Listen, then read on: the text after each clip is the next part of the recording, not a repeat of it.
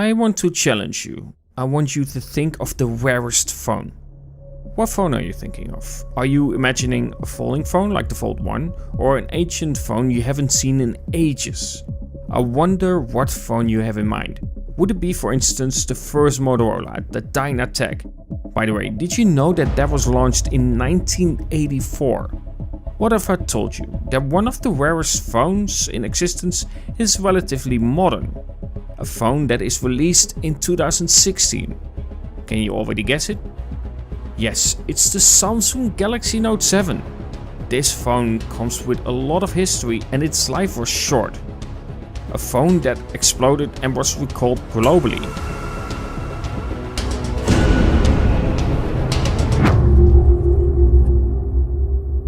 There was an attempt to fix it, but the harm was already done, and the phone was fully cancelled. And some of you might have kept the phone for yourself, but the value dropped off the phone pretty quickly because you couldn't charge it anymore. Not to mention that Samsung really wanted you to return that phone. You were probably better off with a piece of paper at the end. At least you can write on that. So, behold, the Samsung Galaxy Note 7. I'm giving this piece of history a new life.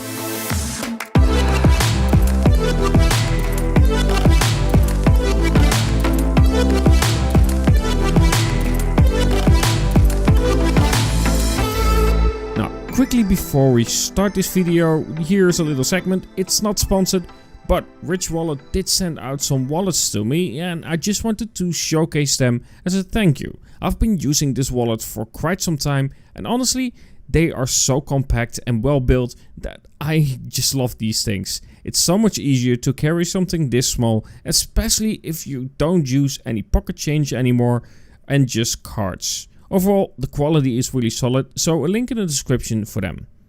The point is that Samsung has been slacking off ever since the Samsung Galaxy S10 series, and the Note 7 is a device that showed a Samsung that was still listening to its consumers, fighting back on what was the Samsung Galaxy S6 that a lot of people did critique because of the removal of some features. It showed of course that they still cared about sale numbers. And even though the Samsung Galaxy S series have been dropping for a while when it comes to those sale numbers with the Samsung Galaxy S20 and S21 simply not being a hit, you have to wonder why they are now.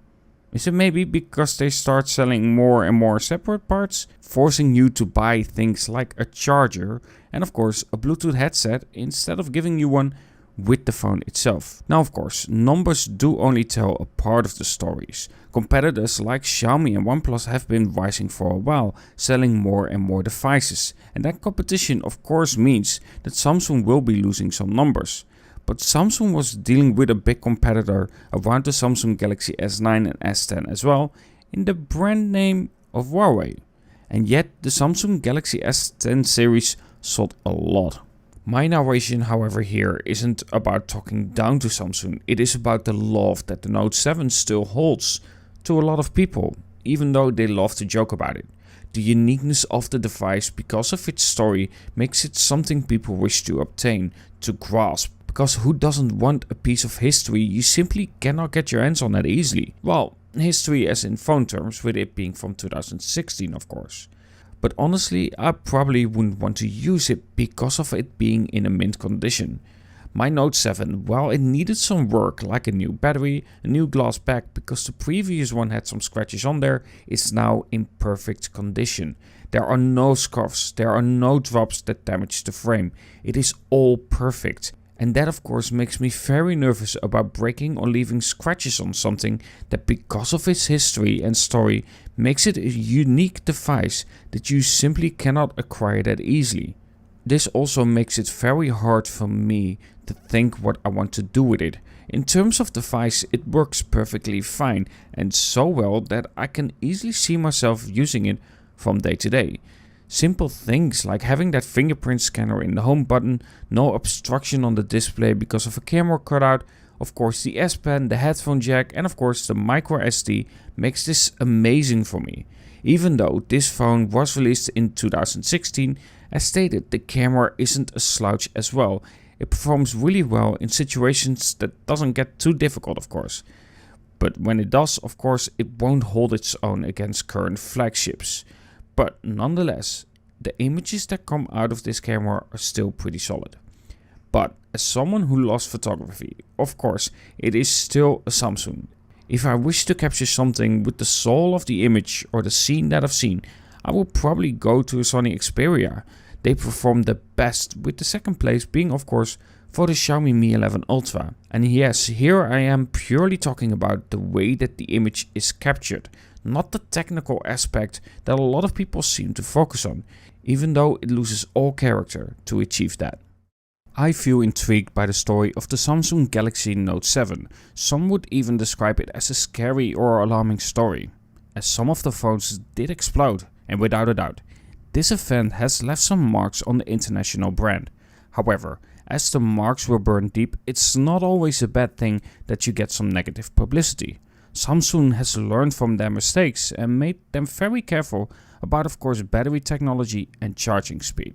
While the current Samsung is just a glimpse of its former glory in terms of innovation, and I'm talking here about the S series, the Note 7 has shown that even in situations like this, the biggest brands out there can still make mistakes. But sadly, the Samsung Galaxy Note 7 also reminds me of phones that didn't look and feel similar on the inside and out. While the story of the Note 7 clearly has ended on the production side, this video is nearing to an end as well. There aren't many Note 7s left, and I think it's really cool that I made a unique phone like this work again. I have a software version that runs with current times, but it also allows me to safely use it because of replacing that one hardware piece that destroyed it. Now, if you wish to go about it yourself and of course fix the phone, I will leave links in the description. You will find some links from XDA developers where you can check it out on how you fix this phone yourself. But I do warn you, please be careful with it. If you still have some battery life left in it, you can explode your battery, so you need to be utmost attentive. Remember to remove the back very precisely, and if this is the first time you remove the back, be sure to check out some tutorials or let an experienced someone do it for you, because you wouldn't want to decrease the number of the Note 7s more than it already has. I hope you enjoyed this video as much as I did while working on the Note 7. I wanted to create something different than I usually make. I hope it was entertaining to you to see the working Note 7 in the year 2021. Let's see how the phone holds up. Before I end this video, I want to thank my Patreon and channel members as well. If you wish to become a member too, you can use the links below or you can check the button Becoming a Member. And not to forget, a huge thank you to Roger aka Life of Tech for editing and helping me with the visuals to get the image that I had in my head for you in a video format. Be sure to subscribe to his channel, he truly does deserve it. Have a good day everyone, and thank you for watching the video.